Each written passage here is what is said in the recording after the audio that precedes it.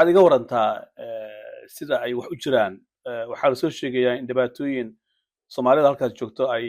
la soo diristay marka dhibaatadaasi maxay tahay والله دي وقتها إن سكتنا قطعت أول ما يحصل على وضع جري شرعي واجرة موريان ويجي دا يتو ويجي وتوبة طبعا درنا كسر ليسا تو ويجي وتاي أدو وبني ولي واقرتي marka dadku way soo galaan waxa soo galaan wadanka soo galaan sharciyan soo galaan bila sharciyan way soo galaan ay ku yimaadaan way jiraan oo si dadba marka ama diyaar waa gartay marka dadka Soomaalida qabanaya maxay yihiin ma dawladda mise dad kale oo magafiyaal weeyaan wallahi horta caqabadahaas ilaahay in kala kala saarin laakiin markuu dii ogtahay magaalada markaad joogto aad sharci tahay dadku dad bila sharciga iyo sharciga labada way joogaan markii magaalada aad joogto oo sharciga ka qadab hadii maanta wuxuu weydiinaya ama wax looga qabsanayo horta inuu sharci ahaan waa inuu ku weydiiya ninka askariga ama dawladda ka socda waa gartay marka hawshan marka goormay bilaabatay jimcada dal soo dhaafay anti jimcada hirgalta casarkeeda bilaabatay awal wax hore u jinjiro Cusmaan Jilmaahin waa arin idinku cusub arin jamaanta lagu cusub oo ana arag ba weligan ba afba in daracada oo dadka kala watay inuu qabto gaari ku wurto weliba dadka mooskana lagu qabto meeshaan dawlad iyo labada waa joogaan haye marka dhibaatooyinkaas hadda inkastoo dadka qaar la sheegayo laakiin aanu aan weli ishiida aan ku saaran laga yaabo in ay u dhacaan laga yaabo because aanu dhintay kuma saaran laakiin waxa dhacay dad badan in ilaa berka been la qabtay oo la hadeer aan meel lagu sheegin dhowr boqol gaaraya la qabtay qaarkood kooda la yimin lagu sheegin marka awal markii la qabto wal isgaranaya meeshan ciidan la yiraahdo ilaa berka been si magacooda wallahi dad ma sheegi karo غير شرعيه اللي هذا او midkood dadkooda wax gadiyay baadka qadan jiray hadii qaftaan waa lagu yaqaan waa tarxiil marka ragga marka hadda Soomaalida qabanaya waa rag iska Mooryaana oo magafiyaala taas ma fahmay ragga dadka qabanaya Mooryaan iyo dawladda soo distal sheegay laakiin qof shacab uu qabanayo gaari ciidan aad u saareen waa Mooryaan haye كذا هو سوق بحوايدي عديل وقمات التهريب تقريبا كله اللي هو الحمد لله وضع كان شباب ما يتكلم عني اللي تكون حوايد موسى بل واحد يقول انت adigu imisa joogta Liibiya والله صلح لا بعد soo galay ilaa hadda joogta waa gartay ilaa Liibiya jooga marka aqawaas intaan mana arago ragayga soo reeyay waa jiraan roog misaaray marka bal waxaan ku weydiiyay maxaa hadda idin qorshaa maxaa sidee rabtaan marka inaad wadanka ku sii joogtaan maadaama dhibaato hadda hor leh aad la kulaysaan waa horta wax noo qorshaysan anagu waa xiriyaal baahayno dalkeena waa ka nimaanaa dalkeena u dhacayna waa alxamdulillah oo oo banaga dalkeena kibir aan nimaanay laakiin waxa maanta ayaan darano in anagu shalay magafaa soo maray waxa laga soo qaaday $20,000 lacag haye anti Mooriyaan shalay magafii wadadii xilli hore ahayo maanta wadadii magafaa waa sadhay dawladda waxa sadhay laakiin maanta magaaladii wax ka bilaabatay maanta hadii la qabto wadada qorata li weydiinaya oo nin Carabi qabsado waa gartay arinta marka cusub ma la wadaagteen dawladda Soomaaliya ama safaaradda Soomaaliya wax la wadaago ma qabo iyada baaba xafiis bay sheegaysaa guriga magaalada ku leedahay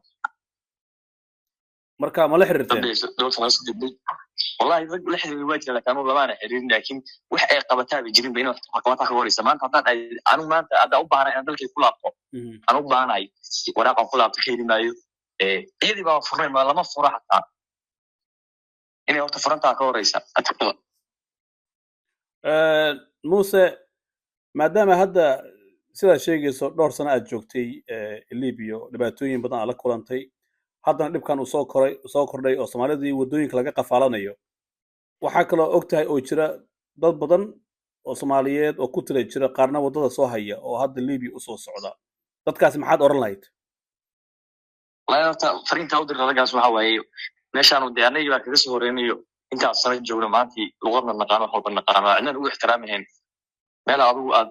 dee garanayeen oo aad luqadoodana aan garanayn dee maanta anaga 20 kun laga qaado adiga 40 kun baa laga qaado in iska jiro qofkaas kula talin lahaa marka waxaad leedahay jooga meeshiina meesheeda inay joogaan waddankooda inay joogaan ama dee Liibiya waxa yaala ma jiraan maanta qaaladeeda halkaas ay maraysaa qofkii u baahan xaafadiisa dee 20 kun $40 kun dee inuu nal dareec la xiriirsho soo baxo Soomaalida Liibiya jooga gaar ahaan magaalada ay joogto ee Trablis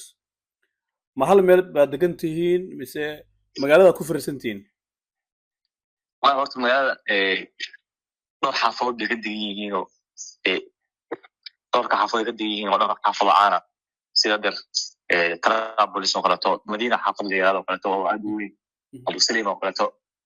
Urji xaafad dhahan marka Soomaalidu laaf xaafad dacad u degan meesha aad u badan yihiin waa Madiina marka ma iska warhaysaan wallahi dee Soomaalidu dee aad iskaga warhayso horta rag waa soo garanaya badankooda wixii magaalada in badan joogay aad isku garanayaan oo rag iska warhayaan oo sabaxaan waxaas la isku isticmaalo laakiin maanta community meel isku yimaadaan Soomaalida ka dhacay horta leeyahay ma jiro maanta qof hadal ku dhinto qof soo sheegi kara ma jiro in walba xaalad dunya dhaxaysta qof xanuunsan qof sheegi kara ma jiro dhibaatada weyn haysta way Soomaaliya waxa Soomaaliya meesha ma jiraanba kale waxaan filayaa in waraysigan dawladda Soomaaliya ay maqli doonto oo gaari doono maxaad marka ugu baaqaysaa iyada dawladda Soomaaliya waxa uu baaqayaa meeshan hadii ay safareedu ama dawladda xiriirka hadeen macni waxna ka tiri karin dadkeeda askar laabato in aanu ku laabano dadkeena ku laabano ka shaqeysano waa jecelnahay dayartana aad iyo aad waxa uu baarinaya hadii aan waddankaas sharaf la awoon walaan karin dawladda Soomaaliya inuu gurmato Liibiya joogana ka cashtada dib waddankeena ugu celiyo hal qof baa loo reebay hadii kana عند ودمada kale Afrika kale Ethiopia yani Afrika kale jooga ku noolyihiin si hay'adaha ugu noolyihiin laakiin Soomaalida gaar ahaan lacag laga dhaxafaa waxaasna waa dawladda meesha ka jirta Soomaaliya waa xiriir dheer u hayn marka ma jiraan hay'ado kale oo Soomaal oo meesha jooga oo aad la xiriirteen hay'ado Soomaal way jiraan UN waa ka mid ah Soomaalida kuma qabtaan laakiin Suudaan kaleeto Afrika kaleeto waxa uu qabtaan laakiin Soomaaliya waxa uu qabtaan waxaana waa Soomaaliya maxaa marka soo baas leedahay maantii dadka kaleeto hay'adaha waxay siiyaan guriga siiyaan afma ku siiyaan laakiin dawladda Soomaaliya ay tigtid anna ka furmayso anna ay soo dhawaamayso waxa uu baahan hirmayso in loo aqbalo horta ka horeysa anna ku aqbalayso marka Soomaalidu aad la garanaya dadkii Trablis joogay ilaa 2020 ilaa 2010 jooga garanaya hay'ad Soomaaliya UN inana qof Soomaaliya ee qaban ee qaadin عفوا سنجر garnaysin marka halkaas joogadu ka jira marka arintaasi marka waxa u soo leedahay siyaasad xumada Soomaaliya siyaasad xumada Soomaaliya dad baa ariga ka gaabsaday oo anaga mas'uul naga ah marka wajaran laha maanta hadii isha laga gaabsaday maanta ninka uu isbedelo wax noqonaysa qof walba dadkiisa u doodan dadkiina noo qodaan meesha dad baa ku nool si dadkaas noo u heli lahaayeen hadii xataa noo u helin in Liibiya go'aan laga gaaro liyaado qof Soomaaliya Liibiya ugu arkaro la celiyo waa gartay Muuse aad ba maasan tahay Muuse